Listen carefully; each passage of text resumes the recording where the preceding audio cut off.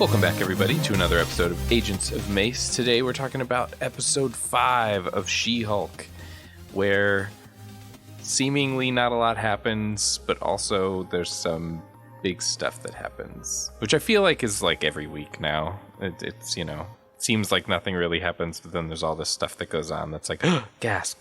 So, I guess first thoughts for this episode were it was fun. It was a little lighter. It was definitely more lawyery, and it was a big upset at the very end, being the first of these with no post-credit scene. So, kind of a bummer there. But overall, I enjoyed the episode. Yeah, about the same. It was kind of nice to get more time with, the additional characters. It does still feel like an episode's missing. Like it just, especially with Titania, like it just feels very weird because you would expect we'd get a little bit more story to this character and motives and things like that. Mm-hmm.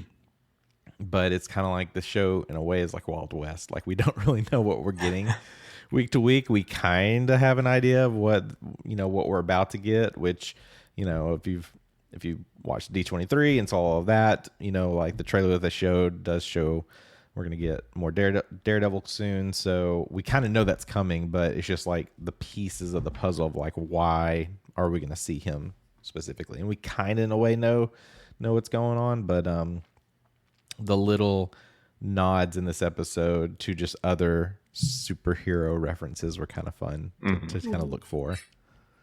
Yeah, this one had a ton of Easter eggs. And it had a lot of just surprises in general. Things and persons reappeared that we did not expect to see ever again. And like y'all were saying, this is a fun one. I'm still really enjoying this series. I'm loving all the characters more with each passing week. Like this week we got yet another new dynamic duo that I want to see interact more in the future. So yeah, Avengers sitcom, here we go.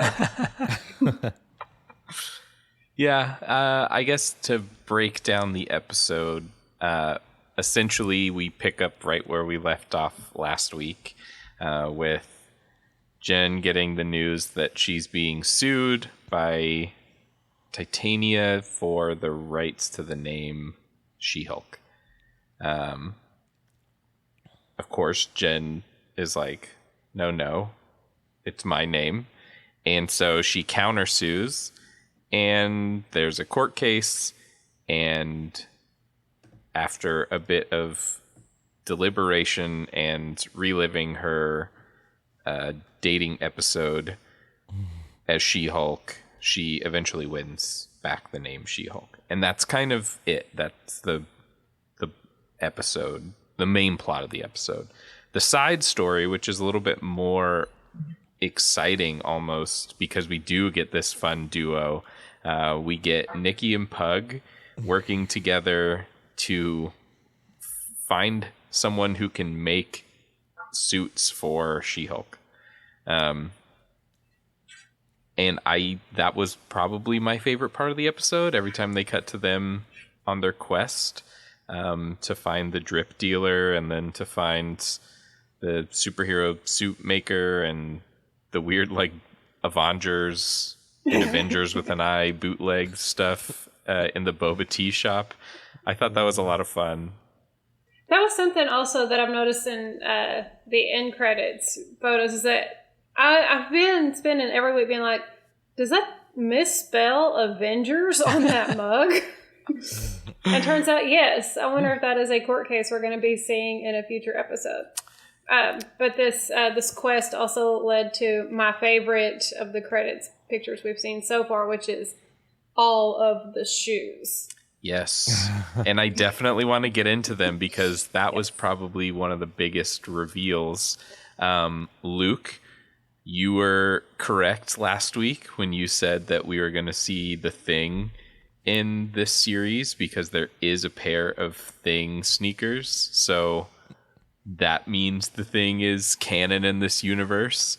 We also get Deadpool, Cable, what looks to be Hercules, maybe, Cyclops, Ghost Rider, Nova, Magneto, and then a bunch that we kind of already know. There's like Spider-Man, Black Panther, Iron Man, things like that. So it's very exciting that we're getting some more. We just talked about last week how we're not going to get X-Men for a while, but here we go. We see Daredevil or Deadpool, Cable, and Cyclops all being shown off in the shoe collection, which means they exist in this universe. Otherwise, he wouldn't have them. I believe there's a Doctor Doom one as well. Yes, there is a Doctor Doom one. Although the Doctor Doom one is like teetering on potentially being a what's his name? I think it's like a Spider-Man villain. Because I saw some people saying it was Doctor Doom, and I saw other people saying it was another villain, and it was like, well, I mean, I guess you could do that with some of these shoes. Like, you could. No, at least one of them to me looks like the Green Goblin. Yes, there's definitely a Green Goblin. Yeah, the one that's I thought that they may be Hercules. I see other people saying that they may be Namor. I mean, either way, yeah, it's exciting to see all these heroes being kind of shown off, and kind of showing us maybe what the future is going to be for which characters we see first.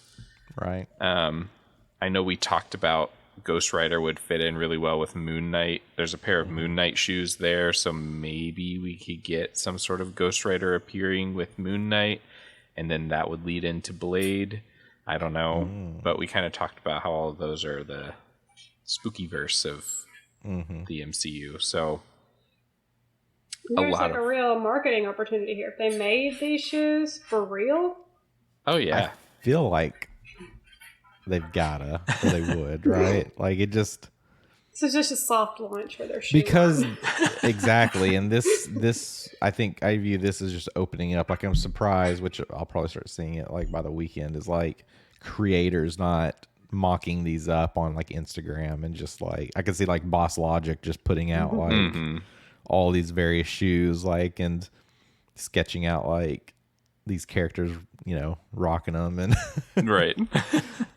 Well, I feel like we're gonna see these soon. Oh yeah, definitely. The energy that these two like, I felt like old watching this episode in some moments, because I don't know if it's like just more of nod to like, I guess I don't even know if you call it Gen Z or whatever. It's just like, I don't know, just the vibes was just like, I don't know, it was a whole different energy. I think of Nikki and Pug as like our age, trying to stay cool and be young still, but also hold down this like adult professional career.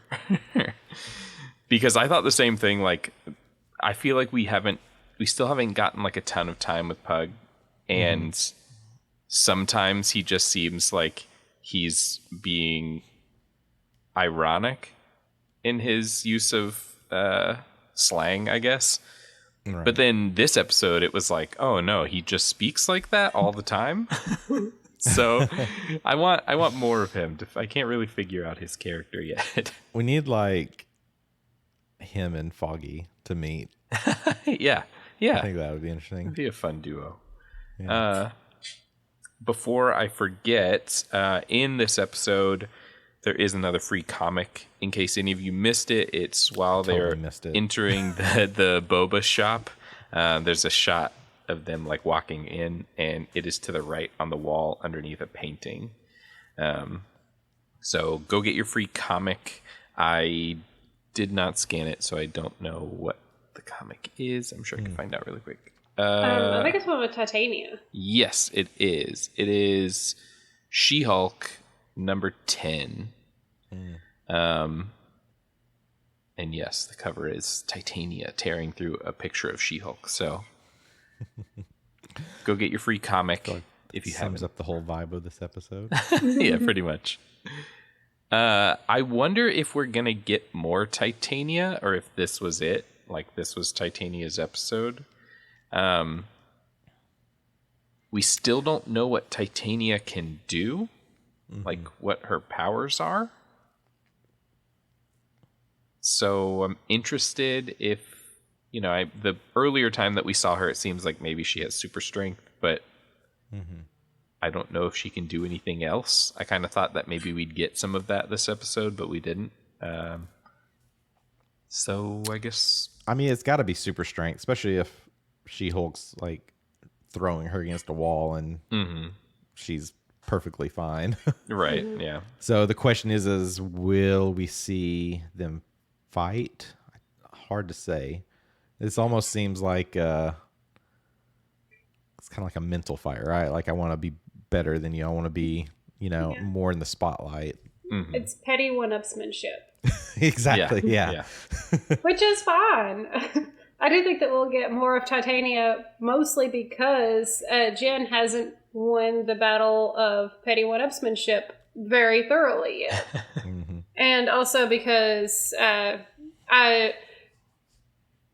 seen Jamila Jamil posting every single week about the show, and I don't think she would do that if she had like 1 or 2 episodes. I think she's like in it. I think she's a main character. And also, I know she's terrible, but I kind of like Titania. Because she wears fun outfits.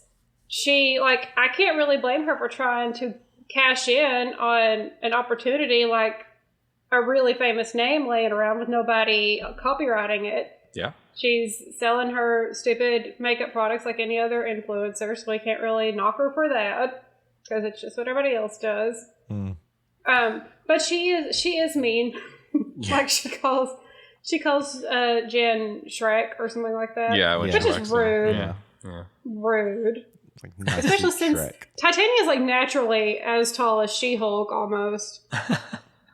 So maybe cool it with trying to make fun of people's appearances because Titania is gigantic as well. I'm wondering if she's going to like turn her fan base against Jen, and maybe that's what I could see that. She-Hulk's That makes gonna have to sense. deal I mean, with.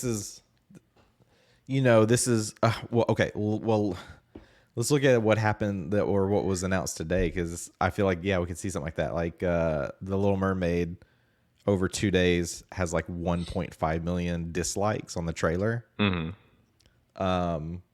I mean, that just kind of shows you the power of the internet, and this whole show kind of seems in that kind of age. So I could, definitely see like, Titania Knights go against She-Hulk.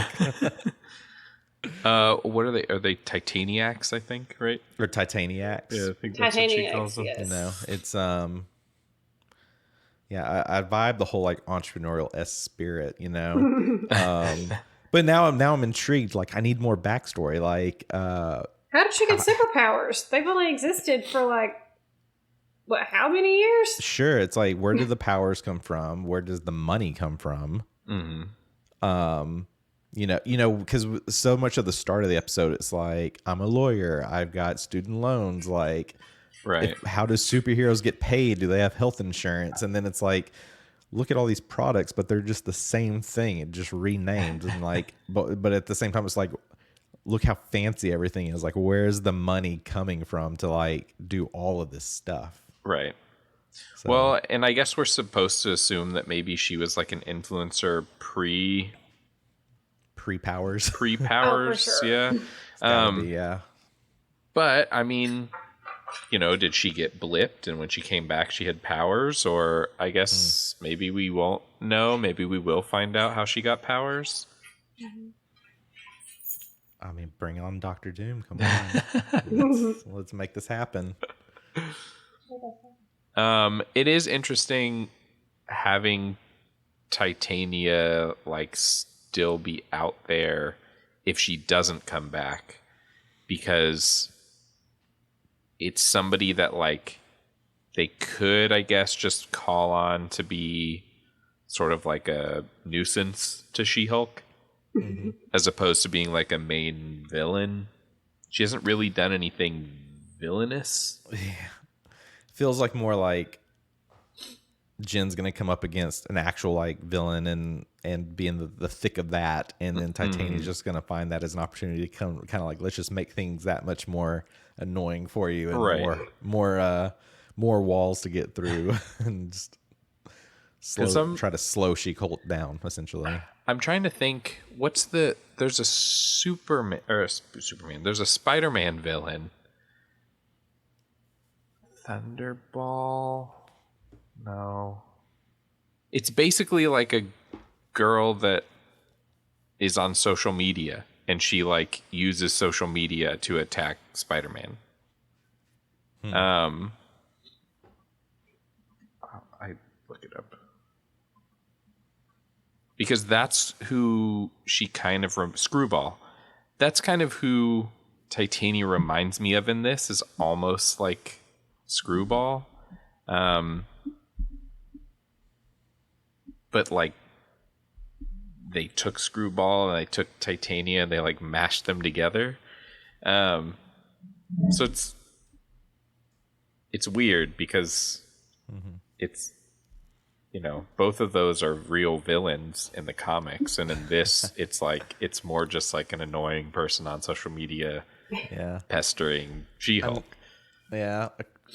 From the trailer, we know that there's a moment coming up where She-Hulk's going to go to some sort of event and has like this really nice dress on. I feel like we'll see Titania there, like trying to get in the way and steal the spotlight, like cameras on me, not on She-Hulk, and right, kind of do back and forth there.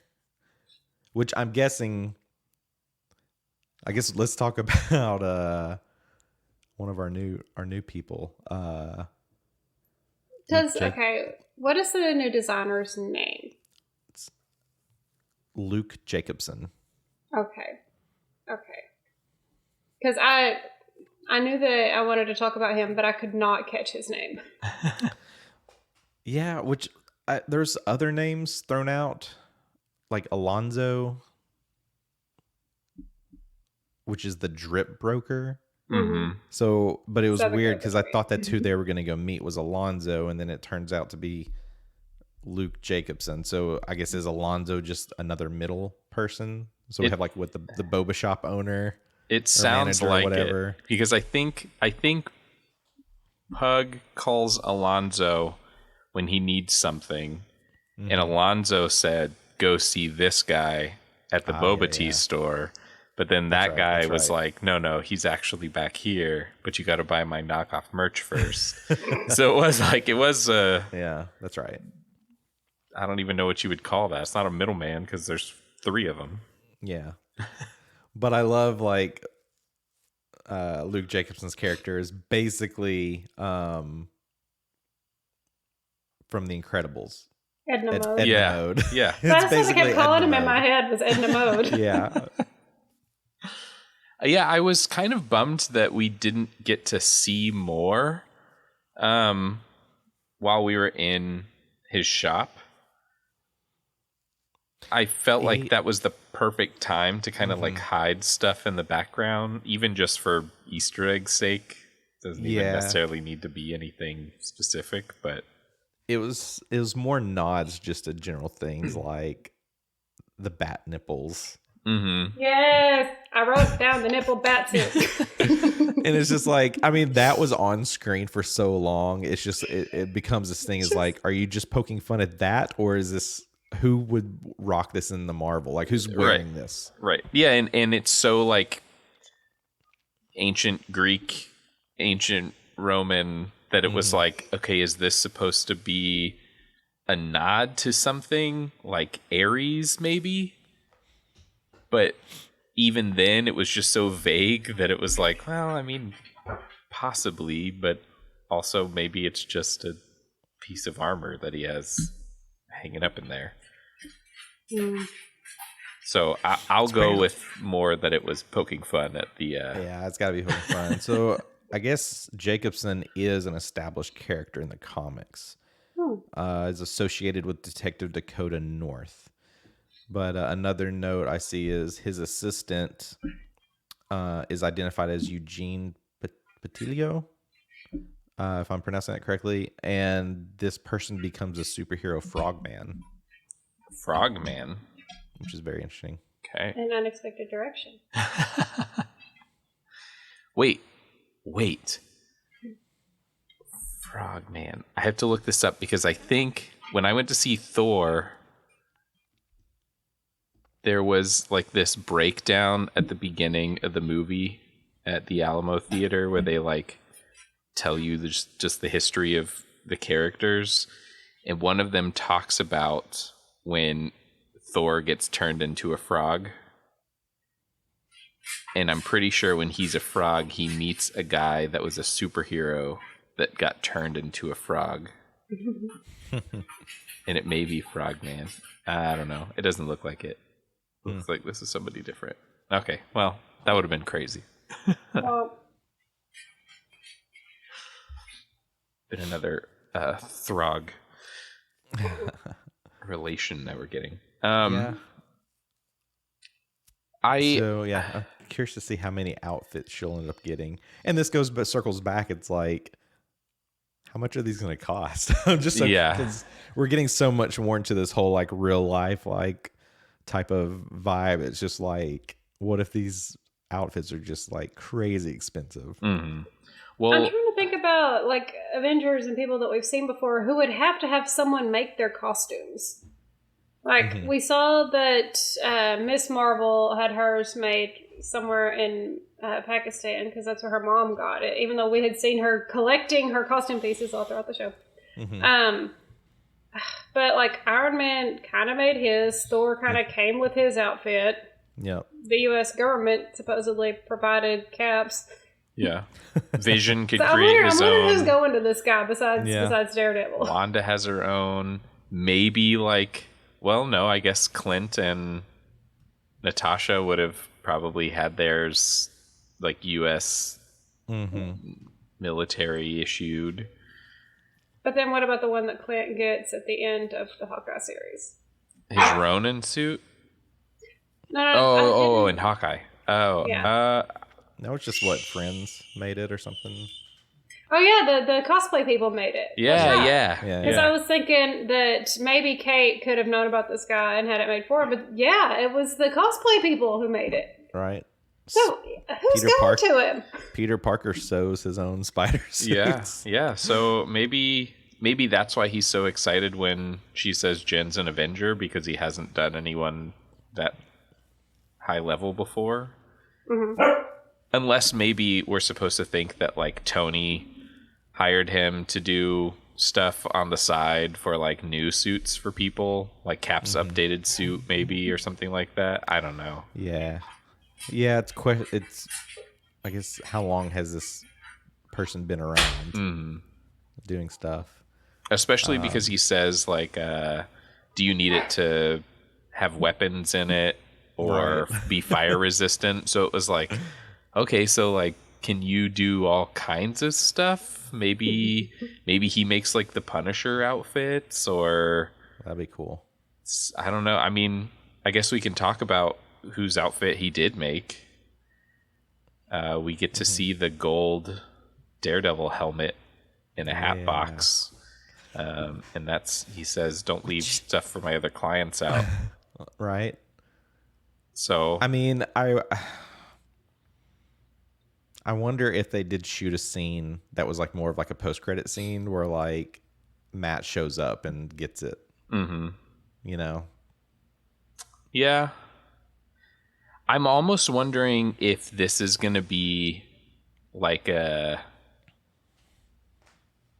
is this a trick?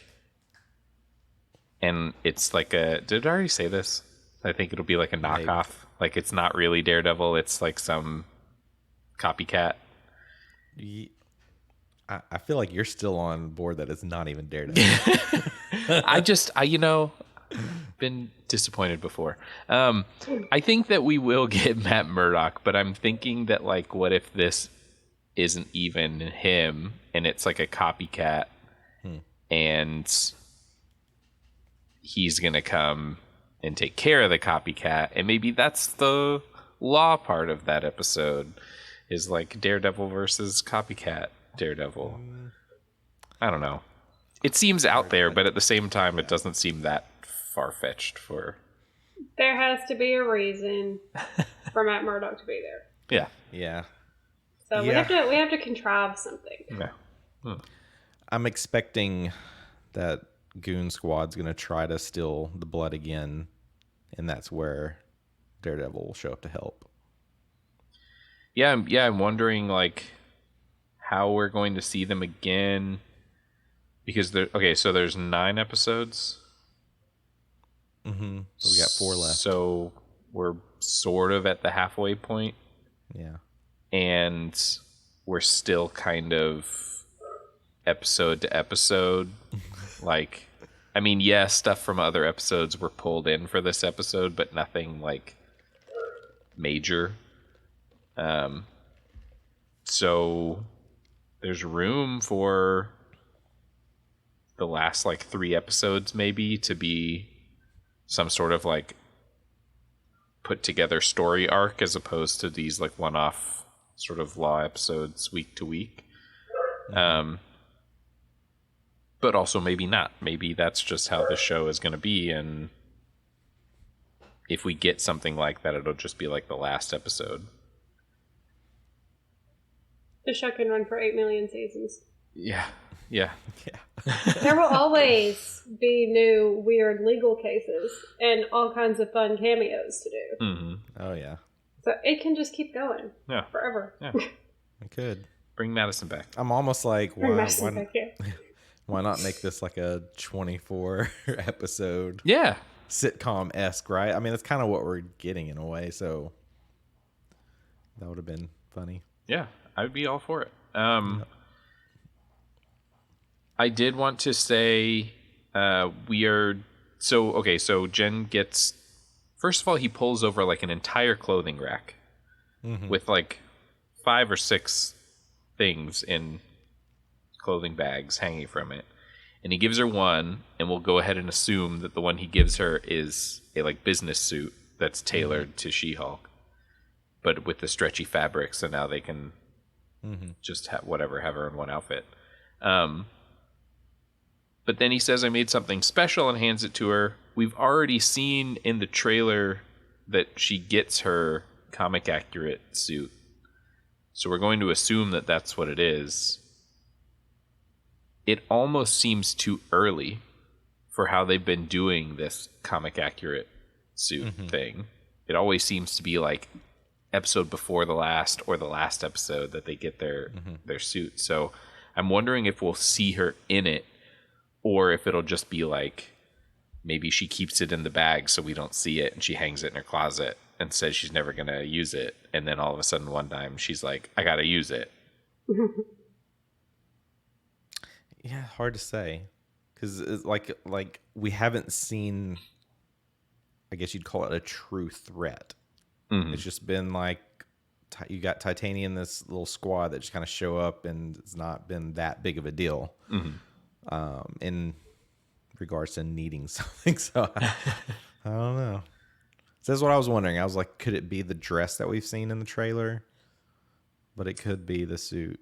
Yeah, I mean, it could be the dress. I just, like, he handed her, or didn't hand, whatever. He had the whole clothing rack full. So it was like, is this all outfits for She-Hulk? And also, back to what you said before, Lisa, how is she paying for that? Like, is this a pro bono deal because she may or may not be an Avenger? Well, she's making really good money now at this new law firm. So she can probably afford it, even if it is super expensive.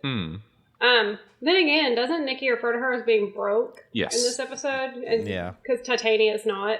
Yes. So maybe she just means broke by Titania standards, because she should, like, they even refer to her when she goes to work at the law firm as having enough money to get all these things now that she's got this job. Yeah. So I guess she's making bank, but not Titania bank. Yeah, not super secret superhero suit maker bank. Not Kardashian. No. So it almost makes me feel like I got to put this on a credit card, man. It makes me feel like maybe it's a red herring that they handed her the bag and said he made something special, and maybe it's not her comic accurate suit, and we won't get that till later because right now she can't afford it. Yeah. So the next episode will start with her it costs how much? I can't afford that. And so she only gets the one business suit, and then that's it. Maybe the special thing is the dress she wears to the fancy event. Yeah. Yeah. Yeah. We surely will find out next episode. I mean, fingers crossed. I don't know. Yeah. Maybe we won't. But yeah, that's this week's episode. There was no. Oh, go ahead. Well, I was just this episode is more so setting up who's in this universe. The ending's just still kind of open, right? It's okay, cool. We see here's a Daredevil helmet. Does that mean we're gonna see him in the next episode? Don't know. Mm-hmm. It's not this one ends in a way of we don't really know what's gonna happen next. Yeah. Yeah. It's just Yeah, all we know is what we've seen in the trailers and what has been confirmed. Yeah. But none of that has been confirmed, when, what episode, what's the plot, anything like that. So could be next week, could be in 3 weeks. Who knows? Yeah. I'm still excited. I mean, I kind of like that vibe. It's how will next week's episode open? Could be Jen hey, so sorry about that. We didn't give you that post-credit scene, but I can promise you want to stick around on this one. I mean, I hope so. I hope that that's how it starts because I was kind of bummed. I was very excited that this season has stuck so hard to their post-credit scene, and then 5 episodes in, they're nah. It's why? It was so much fun. It was, sure, do I want them to be a little bit more meaty and mean something? Yes, but I still enjoy the nonsense extra 30 seconds or whatever. So, maybe next week. Did we miss anything, or is there anything else you guys wanted to talk about? I feel like we glazed over the parade of questionable men. Oh, yeah. Mm-hmm. I just want to point out how horrible and humiliating that would be in real life. That shows you really want to win a court case right there. And it was the return of some boys we thought we'd never see again, including whatever his name was from last week, the doctor, in scare quotes. I still don't know if he's a doctor. It seems suspicious to me. And one moment that I really loved was at the end of the episode, Jen having that moment of pure girly joy where she's oh yeah, my clothes, directly to the camera. Yeah. Yay. Yeah. It's like shopping, but you don't have to stand on your feet all day because someone is making your clothes for you. That's next level. Yeah, you just have to go pick it up. We didn't really talk about Mallory Brooke being a core character. Which I'm curious to see how much more we'll see of Mallory within the last few episodes. Yeah, if at all. The show seems to go back and forth between who we're going to see and who we're not going to see. I did want to mention that in the whole courtroom scene where they're going through all of her previous dates as She-Hulk, she doesn't seem that... apart from the one part where she's crouching down in her chair, sinking into it, the rest of the time she seems pretty happy. Even when the guy, the air quote doctor, is oh, yeah, no, I like She-Hulk because she's amazing, but I wouldn't date Jen. She's not my type. And then it cuts to She-Hulk and she's smiling she's happy that he said She-Hulk is amazing. And I was yeah, but he also just said that he isn't attracted at all to Jen, and isn't that the whole point, that she is supposed to feel comfortable as herself? But isn't it that tight lip smile where they're trying to put on kind of a good face or a neutral face, but really they are feeling kind of about it? Because she walks out and says she's going to need to schedule some therapy appointments for what just happened. Yeah. And maybe she's not cool with him being like, "Oh, She-Hulk's great, but Jen is boring. Totally not my type." No, she's not okay. I feel like it was more appreciative because it kind of it basically resolved the whole case and into her favor. But yeah, like end of the day, she's definitely not cool with it. Yeah. Well, then that's what I was expecting, and maybe it was just me misinterpreting the animation of the smile, but it just I don't know. That was a little. It didn't seem very cringy. It seemed more like she was like, "Oh, thanks." And I was like, "Wait, she but does. No." She definitely does appreciate, I think, more and more her identity as She-Hulk. Mm-hmm. So there's definitely some mixture there where she's like, "Hey, I am She-Hulk, and She-Hulk is a good thing to be, but not at the expense of being Jen, who she is naturally." Mm-hmm. So yeah, it's kind of a mixed bag being a She-Hulk. Also, this episode was meta because She-Hulk was created for trademark reasons. Oh, which is kind of crazy. So it was through the success of the Incredible Hulk TV show on CBS, Marvel Comics was concerned that the network would try to basically trademark alternate characters. And so Marvel had to go trademark She-Hulk to prevent CBS from doing their own spin-off shows. Because an example was the $6 Million Man was a success, so they created a spin-off called The Bionic Woman. Well, there you go. So very real life Titania, yeah. Yeah, exactly. Well, if you enjoyed this week's episode, then don't miss next week's episode, because I'm sure it's going to answer some questions and create many more. But also, don't forget to go listen to our special mini, that wasn't really mini, episode from earlier this week, where we talked about all the news from D23. And then don't forget to follow us on social media, because we're doing another giveaway. This time it's a riddle. So we'll see how big of a Marvel fan you listeners really are to see who's going to win our prize. So check out our social media. We'll be posting the riddle and the prize there for you all to enter. So I don't know how to end that. But yeah, so I guess my question for everyone this week would be, if you could have a custom pair of fancy sneakers based on any superhero, which superhero would you want your shoes to be based on?